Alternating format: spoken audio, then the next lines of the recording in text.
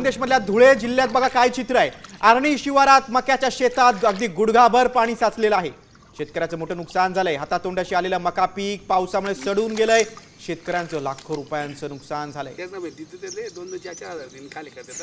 त्याला अतिवृष्टी म्हणावी का काय म्हणा, आता सरकारच्या बोली भाषेमध्येच येते अतिवृष्टी म्हणता का काय म्हणता, पण आमच्या इथं तर नुकसानच म्हणता।